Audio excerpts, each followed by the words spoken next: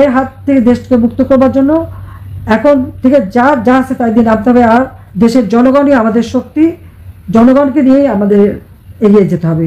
সেটা টাকার অভাব নাই, সে তো গরিবের টাকা লুট করে নিয়ে রক্ত চুষে খেয়ে এখন বিদেশে পত্রপত্রিকা হায়ার করে সেখানে নানা ধরনের অপপ্রচার ছড়াচ্ছে।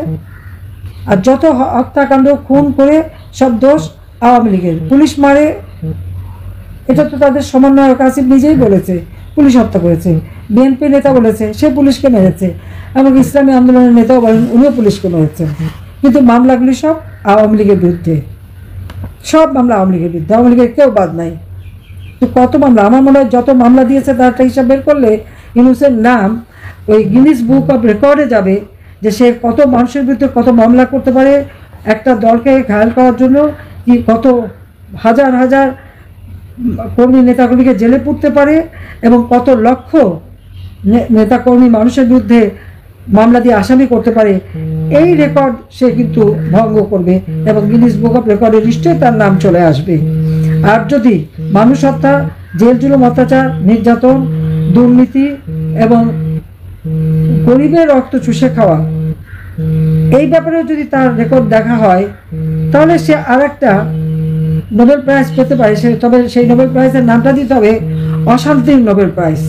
কারণ অশান্তির সৃষ্টিতে ইউনূস এখন চ্যাম্পিয়ন সারা বিশ্বে, এবং বিশ্ব নেতারা কিন্তু তা জানে, এটা বোঝে যে সে দেশ চালাতে ব্যর্থ, দেশ চালাবার মতো তার ক্ষমতা নেই।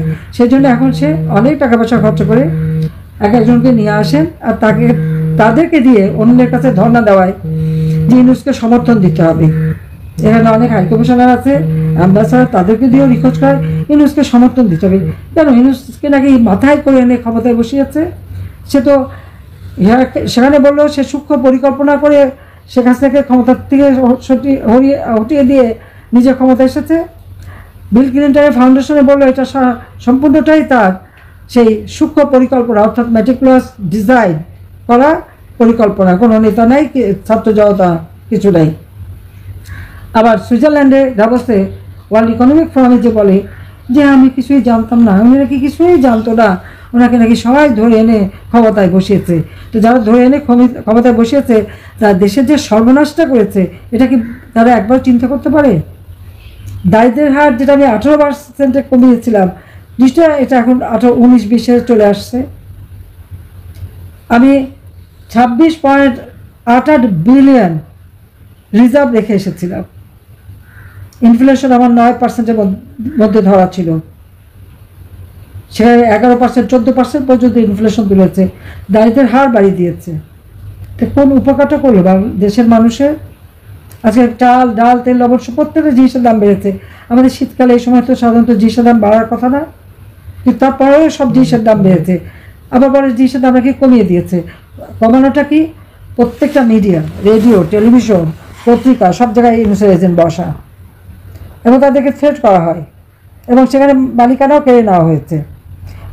বাজারে যে টেলিভিশন নিয়ে যাবে আগে বলে দেয় দাম কমিয়ে দিতে, যদি কমিয়ে না বলে তো ওই দোকানও থাকবে না, লুটপাট করবে, আর টেলিভিশনও থাকবে না, জ্বালিয়ে দেবে। তখন তারা কম করে দাম বলতে বাধ্য হয়। কিন্তু প্রকৃত দাম পাওয়া যায় যখন ক্রেতারা নিজেরা কেনে, তাদের পকেটটা যে খালি হয় সেটা তারা বোঝে। আজকে দিনমজুরের আয় রোজগার নাই, আজকে সাধারণ খেটে খাওয়া মানুষের আয় রোজগার নাই, ব্যবসা বাণিজ্য নাই, একটার পর একটা শিল্প কলকারখানা বন্ধ।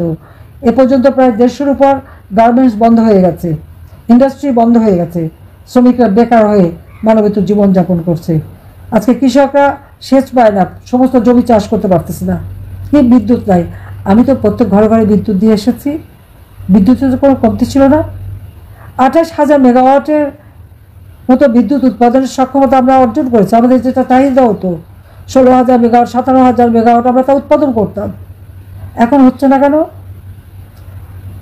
বিদ্যুৎ তৈরি করার জন্য যে উপকরণ কেনা, সেটা অর্থ তো বাজেটে ধরা ছিল, সেটাকে গেল কোথায়? তার জবাব দিতে হবে তাকে, সে জবাবও তাকে দিতে হবে।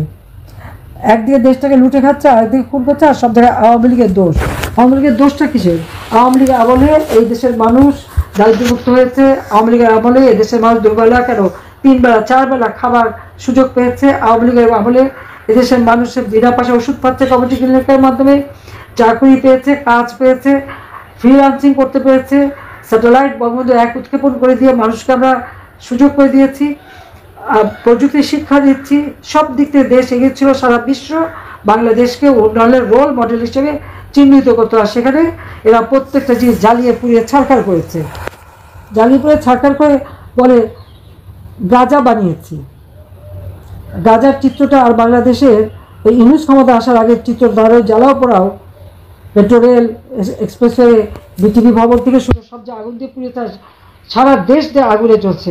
ঠিক তার আগে ওই 7ই জুলাইয়ের আগে বাংলাদেশের চিত্রটা একটু তুলনা করে দেখুন তো, ইউনুস ওটা বলবেই।